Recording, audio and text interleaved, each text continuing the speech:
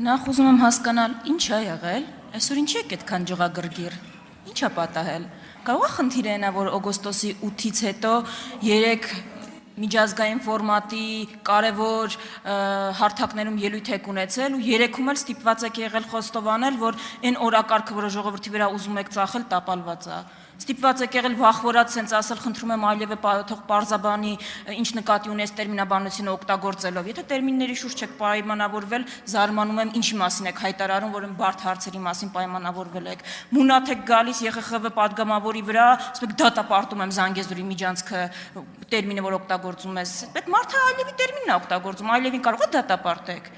Հետո ուզում եք հաջորդին կանգնենք, հաջորդ չորեքշաբթի որ գաք այստեղ կանգնենք, աջ ձեռքը առաջ տնկենք, ասենք կեցե մեր ֆյուրերը։ Ինչ անում եք, դուրները չի գալիք։ Բանը կկողմնորոշվեք, վերջը մենք ձեր համար սրտի ընդդիմություն ենք, թե բանենք, սպառնացող վտանգ, որոնց պետքա բան անել, ոչնչացնել։ Եթե ձեզ հանգիստ։ Եթե ձեր տենց սրտի ընդդիմությունն եք, բա խեք հետապնդում։ Չի 70%-ի վրա քրեական գործեր կային, գործընկեր ինչի են նստած։ Բա սրտի ընդդիմության հետ տենց են վարվում։ Բայց այս ռևերանսները պետք չի, բանը օրենքը պիտի փոխենք, քվեաթերթիկի վրա իմ նկարը պիտի լինի, էլ ինչ լինի։ Հասմիկ Հակոբյանը ասել է ձեզնից առաջ, ինչի համար եք այդ անում։ Հայտարարել է արդեն, էլ կարիք չկա դուք սենց ծածկա դմփոց անեք, ասել է որ դաշնակցությունը փակելու եք։ Բան չի էլի,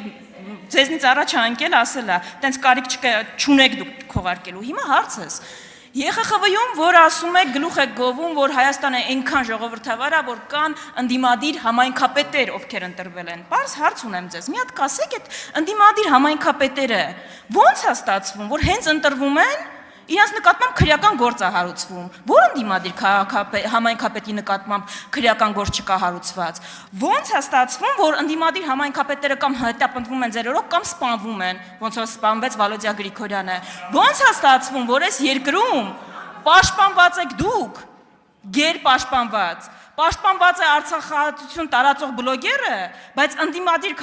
համայնքապետը, որի նկատմամբ կար լարվածություն, պաշտպանված չի։ Ոնց է ստացվում, որ 120 քննիչ ներգրաված են սրբազանին էլ լսելով, էլ չգիտեմ, հետևելով, այն տեղը, որտեղ մի քանի ամիս առաջ ձեր նկատմամբ ջախջախից հաղթանակ կատարվելու վտանգը տենց կար,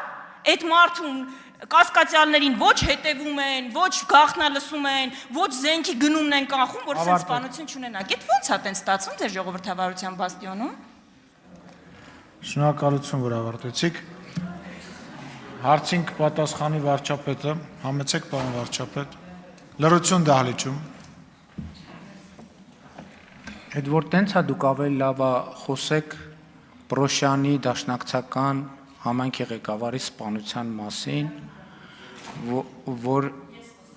լրություն դահլիճում։ մեր օգրոք ինչ է։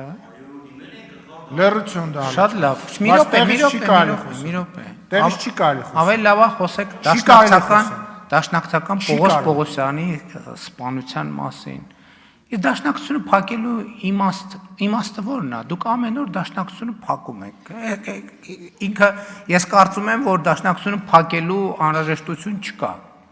Դաշնակցություն փակելու անհրաժեշտություն չկա, որովհետև դաշնակցությունը ամեն օր ռեժիմով փակվում է։ Ասենց մի քիչ կձգի ու տենց հավերժ կփակվի եւ դա այնքան կանխատեսելի բան է։ Ինչ վերաբերվում է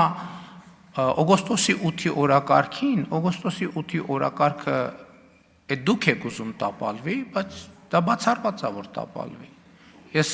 այդ թվում միջազգային կառույցներում արձանագրումը արել եմ, որ չի կարա տապալվի, որովհետև խաղաղությունը իրականություն է եւ խաղաղությունը դառնալու է ավելի ու ավելի ինստիտուցիոնալ։ Մնացածը ինչ ասեմ, ձեր ելույթին արձագանքելու շատ բան չկա։ Չմոռանաք հավանել տեսանյութը և բաժանորդագրվել Civic AM-ի YouTube-յան էջին։